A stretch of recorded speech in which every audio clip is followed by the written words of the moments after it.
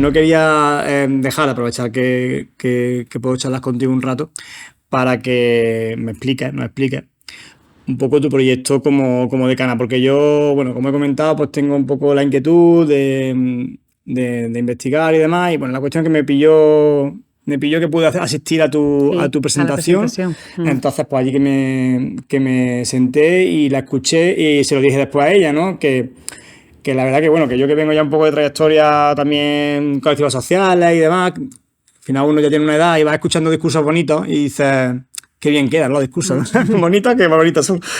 Están hechos para eso, claro, por esto escribí ahí en tu mesita y tal. No, pero te transmití que me pareció creíble, ¿no? Primero porque eran cosas realistas. O sea, son cosas que son bien intencionadas, pero son realistas, no son tampoco transformaciones radicales. Hay que asumir también uno que trabaja desde un ámbito específico que tiene un margen de acción que. Pero después, ¿por qué eso? Porque vi en ti y en el equipo, pues un poco me transmitió esa credibilidad, ¿no? Y bueno, quería que me explicase un poquito, porque yo lo tengo un poco fresco de aquella vez que lo escuché y ahora que lo he repasado un poco al venir. Pero cuéntanos un poquito los ejes que vertebran ese proyecto y los puntos clave. Vale. Bueno, pues nosotras iniciamos el proyecto, nos presentamos con un equipo muy ilusionada. Es verdad que yo ya venía de gestión, como he comentado antes, y, y bueno, venía un poco, pensé que tenía que dar el paso porque creía que había cosas que con María del Mar no había dado tiempo a terminar de hacerlas, pero que podíamos continuar un poco en la línea que ya había iniciado, porque considero, vamos, a lo mejor está mal hablar así porque yo estaba en ese equipo, ¿no? Pero entiendo que es que el mérito era de ella, sobre todo como nos lideró, ¿no? Entonces considero que ella consiguió muchos avances en la facultad, ¿no? Se humanizó el cargo, humanizó muchos procesos y el clima de la facultad, pues, es completamente distinto, ¿no? Y avanzó en muchos aspectos, pero hay otros que no nos dio tiempo, porque evidentemente Claro, todas las cuestiones requieren tiempo requieren y. tiempo. Y ¿sabes qué pasa? Que el día a día, en el poco tiempo que llevo yo ahora de decana, te das cuenta que el día a día es tan fuerte que muchas veces dices, madre mía, pero si es que no tengo tiempo para pararme a pensar en esas cosas que habíamos dicho que íbamos a hacer y que todavía no hemos. Es como ahora mismo vamos todavía solo manteniendo los procesos, toda la maquinaria, ¿no? Claro. Manteniendo la maquinaria funcionando bien y demás, pero bueno, nosotros teníamos claro que teníamos que establecer unas líneas estratégicas, que esas líneas estratégicas pues se basaban en las personas, en los espacios, que para nosotros eran muy importantes, toda la ordenación académica, la internacionalización, todo el tema de las prácticas, empleabilidad y transferencia y un eje clave, una línea estratégica clave que es muy transversal a todas ellas, que es el tema de inclusión, igualdad, equidad, ¿no? Entonces, en torno a esas líneas estratégicas es como pivotamos nuestro proyecto, ¿no? Claro, ¿qué te cuento? Pues de las personas, pues básicamente tenemos como 3 colectivos dentro de la facultad: estudiantado, profesorado y personal técnico de administración, gestión y servicios.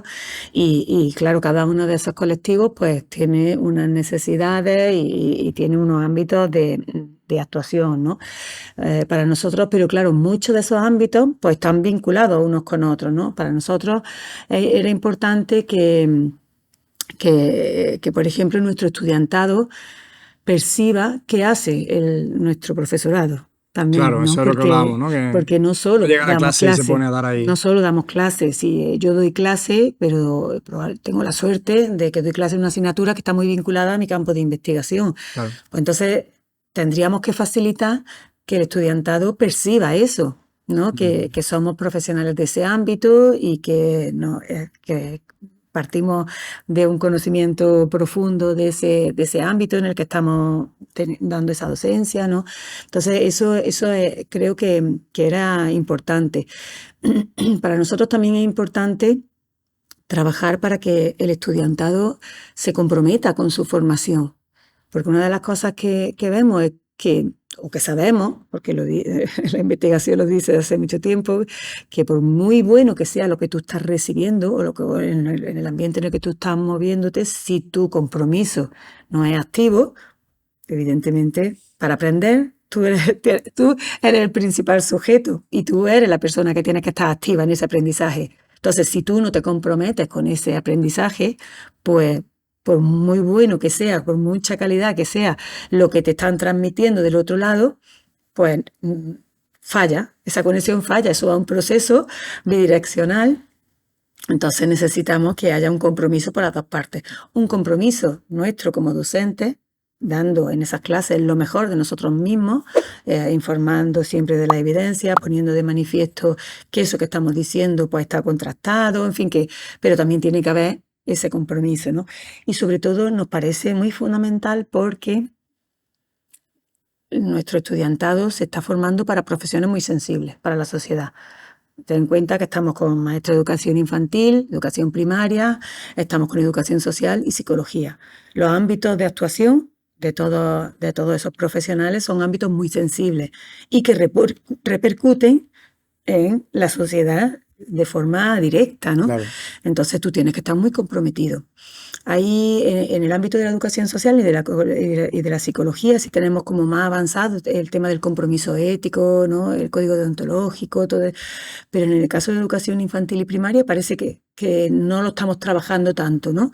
Se sobreentiende. Son cosas que se dan por hecho, ¿no? Claro, son cosas exactamente, se dan por hecho, una pero te das profesión cuenta. vocacional, Claro, pero te etcétera. das cuenta, no, esto hay que trabajarlo. Claro, Y y sobre es todo que estamos en un hay- momento de que las profesiones, o sea, que antes todavía puede tener ese cariz más romántico, si me permite el término, pero hoy en día, o sea, una salida laboral pesa. O sea, que decir, si la decisión, la toma de decisiones de una persona, es decir, si esto me permite trabajar de tal manera en base a que yo tampoco, lo que hablaba muchas veces, que mucha gente se mete en educación, porque a lo mejor no se es muy exigente, que son cosas que están cambiando, también segunda nota de corte, etcétera, ¿no? Pero sigue habiendo esta percepción que opera a la hora de tomar una decisión. Ya no está solamente, es que tengo una pasión por la educación, me meto en la... No. Y además, estaba buscando, porque es que justo leí una frase el otro día que me pareció tan bonita, es de Max Scheler, que yo no conozco al autor, pero sé que habla sobre amor y conocimiento.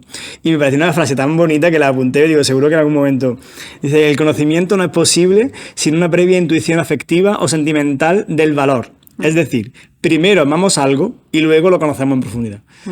Y me parece tan bonito, porque me flipa cuando lo riguroso técnico científico adquiere de forma bella, ¿no?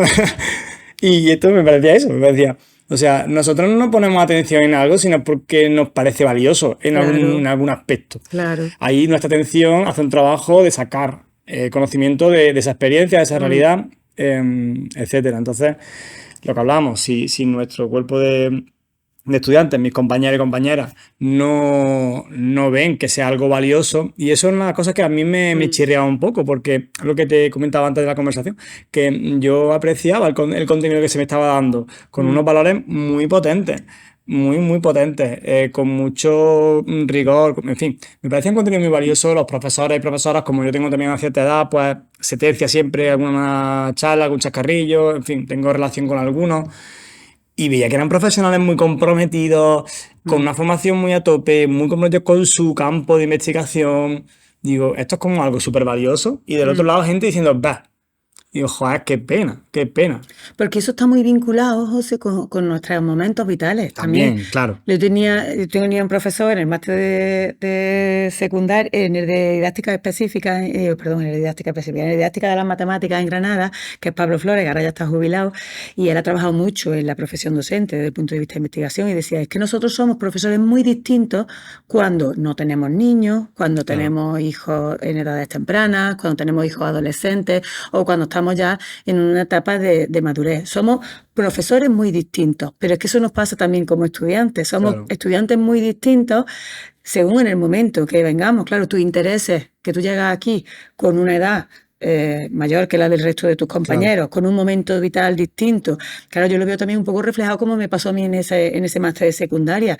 Para mí fue apasionante todo aquello, pero en la clase en general había un malestar tan grande, porque era año de oposiciones y tuvimos que hacer el máster y no el CAP de un mes y pico, y que era todo como, y qué mal todo, y que no funciona nada, y a mí me parecía, pero ¿cómo puedes decir eso si es que nos están diciendo cosas magníficas que nos van a servir, que yo todavía tengo cosas que yo aprendí durante ese máster que todavía me sirven, ¿no? Entonces pero claro, es que son momentos vitales tan distintos y percepciones, claro, volvemos ahí. volvemos otra vez a lo que decíamos, es que son tantos factores los que entran en Claro, juego claro. que no basta con que tú tengas un plan de estudio magnífico, que tenga unos profesionales magníficos, sino que también tienen que ser magníficos la persona que está en el otro, detrás de Sí, en sí, sí, esta son silla, ¿no? muchos Claro, elementos son muchos para que elementos. todo vaya como Entonces, tiene que claro, ir. los intereses de un estudiante que llega aquí con 18 años probablemente no son los mismos que los tuyos cuando Sí, claro, yo de llegaste. hecho Claro. creo que tiene sentido este podcast Mm. y la perspectiva, el enfoque que yo puedo aportar, pues por eso, ¿no? Porque yo llego aquí con un recorrido que me hace fijarme en cosas que yo entiendo que mis Claro. compañeras y mis compañeros no, y lo hay de todo tipo, o sea, hay más y menos. Pero es verdad que cunde normalmente pues, el ánimo de la edad que tienen, de ese no, todavía está saliendo de la adolescencia, de ser todo mal, ¿no? Claro. Y es verdad que la universidad, porque tiene experiencias negativas, o sea, no Sí, del todo claro, como positivas, en todos lados hay pero es de tu verdad que, tipo. y lo hablábamos el otro día, incluso en la gestión, o sea, yo en secretaría he tenido que resolver cosas, se me ha atendido estupendamente. Es verdad que la personalidad de unos profesionales hace que unos sean incluso más estupendas que otras, eso es verdad. Claro. Pero en general, y alguna cuestión con una beca, o sea, una atención que no es este típico estereotipo que tenemos antiguo del funcionario que llega, ¿no? Tráete el formulario 24, hazme una copia, pues si tienes una fotocopiadora ahí, no, aquí no se hace fotocopia. No, eso no ocurre aquí en la universidad y ya te digo, como decana por eso me parecía que era creíble, porque estaba hablando de cosas que yo después veía que tenían sentido. Sí. El tema de los alumnos, pues ya como integrarlo, por eso decía, porque lo había apuntado en tu proyecto y como yo lo llevo eso en muy primera persona, digo, joder, ¿qué estrategia también? Y aprovecho la pregunta, porque no sé si tenéis como proyectado algo concreto, estrategias concretas para que ese compromiso se produzca. A nosotros nos gustaría, una de las estrategias que tenemos muy claras que funciona y que nos gustaría llevar a cabo es que se posibilite de una manera más fluido ese diálogo entre la teoría y la práctica. Porque nosotros sabéis que en los grados de infantil y primaria hay 5 meses de práctica a lo largo de todo el grado. En social también tenemos prácticamente otros 5 meses, en psicología hay un poquito menos, pero bueno, que hay un periodo de práctica. Pero claro, todavía parece que no se ve, aunque tenemos los seminarios, que sabéis que cuando vais de práctica, pues volvéis prácticamente todas las semanas, una tarde, y hacemos un seminario para que se establezca ese diálogo teoría-práctica, pero parece que todavía eso como que está muy disociado, ¿no? Que cuando voy de práctica estoy como muy centrada en la práctica y cuando estoy en clase pues estoy muy centrada en la teoría, ¿no? Entonces, para tratar de contrarrestar eso y poner en valor lo que se está haciendo y se está haciendo muy bien, pues nos gustaría poder integrar dentro de nuestras clases de una manera un poquito más fluida, pues que pudieran venir profesionales en activo a hablarnos, pues yo qué sé, si yo estoy, por ejemplo, en mi asignatura de didáctica de las operaciones numéricas y la medida, pues que pueda venir una maestra y que nos pueda contar de primera mano cómo está trabajando ella en su aula con esa temática con la que estamos abordando en ese momento en clase, ¿no? ¿Por qué? Pues porque se vea como esa figura del profesor en activo que está viniendo a la facultad y que se le está valorando, evidentemente, porque si se le trae, porque consideramos que es una persona que está desarrollando buenas prácticas y está proyectando esa idea y ese compromiso con su profesión, ¿no? Claro. De una manera muy... Sí, lo transmite por la vía de los hechos y por la vía de su propia figura. Claro, que eso lo ven ellos cuando van a los centros de práctica, evidentemente, pero parece que no es suficiente, porque volvió a esa idea de que parece que está disociado, ¿no? Que los profesionales, sus tutores profesionales es una cosa y sus tutores académicos somos otra, y como que somos como dos instituciones que no hay demasiada conexión entre ellas. Entonces, eso queremos romper esa idea, ¿no? Y claro, ¿cómo lo vamos a conseguir? Pues hay gente que lo está haciendo ya. Nosotros mismos, por ejemplo, pues lo hacemos a través de proyectos de innovación, que la Universidad de Córdoba, por ejemplo, pues tiene una modalidad de proyectos de innovación, que es la modalidad 4, con centros educativos no universitarios. Entonces, esa modalidad, por ejemplo, te permite trabajar en temas de innovación con colegios, por ejemplo, en nuestro caso, ¿no? O con otros sectores, que no tiene que ser solo colegios, ¿no?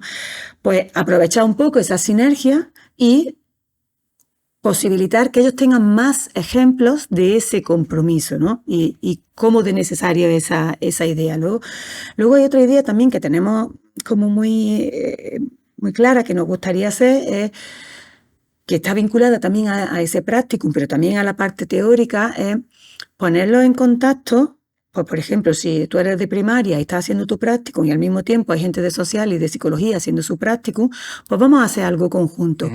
Vamos a poner algo en marcha que nos permita. ¿Por qué? Porque cuando tú estés en el colegio, tú no vas a estar trabajando solo con maestros y con maestras, sino que tú también vas a estar con el equipo de orientación, vas a estar trabajando con educadores sociales que hay adscritos al colegio, probablemente también con psicólogos y psicólogas que están en el equipo de orientación. Es decir, que tú vas a tener que trabajar con todos esos colectivos. Esa perspectiva. Entonces, claro, pues vamos a ponernos un poco en situación, vamos a poner sobre la mesa un problema real y vamos a hacer equipos interdisciplinares en el que haya personas que estén haciendo sus prácticas en primaria, en educación social, en psicología y profesionales de ese sector. Y vamos a trabajar juntos a ver cómo podemos abordar ese problema. Sí, sí. Sería nuevamente poner algo que se supone que ya está, porque es que eso lo ven ellos, claro, pero traerlo aquí también, ¿no? Que no sea solo en los centros educativos, en el momento de sus prácticas, psicólogos con psicólogos, educadores o educadoras sociales con sus colectivos profesionales, sino hacer un poco esa mezcla. Entonces son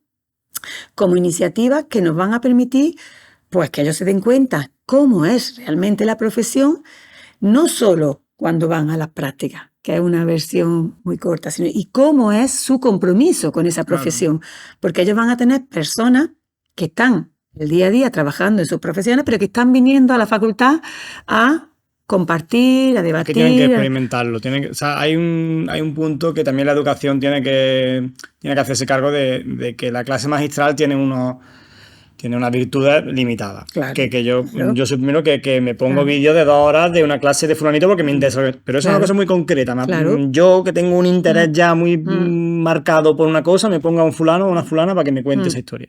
Pero en una clase también las disposiciones, ¿no? Claro. Estamos todos aquí y tal, esta clase pues permite otra historia, pero las clases normales somos un bloque homogéneo y tenemos que estar con una actitud de bueno, tal. Entonces, y al otro lado, una persona con otra mesa distinta, y una posición distinta. Hay que romper eso, porque mira, en el caso de trabajadores y jefe, tú puedes tener como hay ahora muchas iniciativas, muchos años ya, esta iniciativa de romper esa relación antagónica, ¿no? Y que el trabajador se comprometa con la empresa. Pero en última instancia el trabajador se compromete con la empresa y el jefe busca eso para mayor productividad de la empresa. El objetivo es la mayor productividad de la empresa.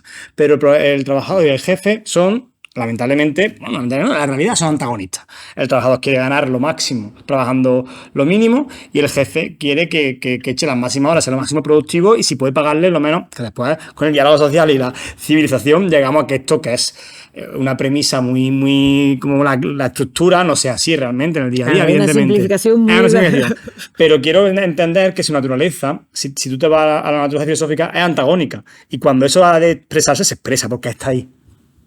Eso no ocurre, o sea, ocurre un poco en la docencia, pero no tiene ese fundamento filosófico, porque docente y alumno no son antagonistas. Aunque te pida una tarea, aunque te pida un examen, aunque te evalúe, tú tienes que hacerlo, tú eres el que vas a sacar una nota, aunque tengamos esa apariencia dicotómica en la que yo me siento como alumno y tú me explicas desde otra posición, pero los dos estamos aquí para que aprendas. Y eso no es una impostura, no es una cosa, es que es la realidad. Sí. Yo hago un trabajo de años. Absoluta. Yo hago un trabajo de años. Yo me dedico fuera de clase, como la compañera que se viene aquí un sábado, para que cuando te tenga que explicar las cosas, tú te enteres y sea un contenido de calidad. O sea, eso es real, no es una impostura. Y el docente y el discente, ¿no? El alumno, la alumna, está ahí porque quiere aprender. Es verdad que eso sí que puede ser una impostura, porque muchas veces las alumnas y los alumnos pues están ahí porque toca. Y eso es una realidad. Muchas veces nos gustaría que la realidad fuese un poco más, pues eso, más bonita, pero la realidad a veces pues es bastante prosaica. Y el alumno o la alumna está ahí porque toca, en la mayoría de los casos. Claro, porque estamos eligiendo el grado en el que tenemos que estudiar una edad también temprana, es otro tema, ¿no? Que dice, bueno, pues claro, este muchacho o esta muchacha tendrá claro con 18 años. Ahí está vuestra labor, que no es nada fácil, porque es un cómico. Un cómico va y la gente que va a verlo, va a gente que va a verlo. Claro. Un artista, yo me pongo YouTube a gente que... Pero es que hay gente que no quiere estar ahí. Entonces vuestra labor, y a mí me gusta mucho el rollo, últimamente pienso mucho, porque estoy pensando en qué hago la tesis o en qué hago, en qué investigo, el rollo de la performance en educación. Porque vosotros tenéis que performar. Lo que tú estás hablando al final, que tiene unos fundamentos teóricos y procedimentales de muchas, tú lo has explicado, pero también tiene performance. fundamentalmente, en lo que tiene que ver con la enseñanza, con el acto de enseñanza-aprendizaje, es una performance. Es decir, no le tienes que explicar que tienen que tener compromiso. Quieres que, mediante la performance de su actividad docente, con personas que traen de aquí y de allá, se crea una situación en la que ellos se van dando cuenta de eso, que es necesario ese compromiso. De que es necesario. Entonces yo creo que la educación tiene que tirar más por ahí. Porque ahora está la actitud, o sea, una clase magistral es una performance muy limitada. O sea, yo estoy aquí, se entiende que yo tengo una serie de conocimientos, se entiende, todo eso se entiende porque la performance crea eso, pero es muy limitada, tiene un impacto educativo y didáctico muy pobre, sobre todo con las situaciones que tenemos hoy en día, de atención, de muchas cosas. Entonces yo creo que ahí lo que quería transmitirte un poco, que creo que vosotros como profesores, hay mucho de que no queremos llevarlo a como algún profesor, que yo no soy aquí un youtuber, claro, que yo tampoco tengo que venir aquí a hacerte piruetas. no. Ya, pero si tenemos, o sea, tiene que ser un ten con Pero hay que cuidar tiene muchas que ser un ten cosas. con ten. Hay que cuidar muchas cosas. Por ejemplo, este espacio en el que estamos, esto no es casual lo que hay aquí, Hay es que hay una un fruto de intención, investigación claro. Eso. detrás en el que dice que analizan cómo influyen los espacios en el aprendizaje, ¿no? Claro. Pues eso tiene que ver con lo que tú estás diciendo. Pues igual que influyen los espacios, pues influyen otros factores, ¿no? Como nuestra disposición, Como estructura la clase, desde el Claro, principio, el medio, o sea, claro. muchas cosas que Entonces se pueden hacer. son muchas cuestiones y la literatura científica da muchas muestras de ello. Hay muchos resultados que avalan esos cambios necesarios y cómo de importantes son esos otros factores que a lo mejor pues tradicionalmente no se han tenido tanto Sí, en no, porque cuenta. al final, si no, ya te digo, resumiéndolo mucho, pero quizás creo que es pertinente esa aportación filosófica, ¿no? Si no, al final se resume como a la pareja que le dice a la otra, me tienes que querer. Me tienes que querer. Tú no puedes decir a nadie tú no tienes que decir me tienes que querer o me quieres o no me quieres. Entonces el maestro no le puede decir tienes que querer aprender en la asignatura. Eso tú eres el responsable de que porque tienes ese rol, no es una cosa mutua como una pareja, porque una pareja dice, bueno, pues tú por tu camino, yo por el mío. Pero aquí, ya estás aquí, estás con ese rol docente de profesor de universidad, tienes que hacerlo como aquellos que son youtubers, vale. Busca la manera, como además me comentaste otro día un caso, ¿no? Que tiene una situación en la que parece que no hay solución. Tiene que haber solución, pues si no es la 1, la 2, la 3, a lo mejor es la 24. Evidentemente, si me paro en la 5, pues no la descubro. Claro. Pero bueno, entiendo que tenéis un reto ahí. La verdad que no es nada sencillo. O sea que yo, bueno, os mando mucho ánimo, creo que es una cosa que es fundamental.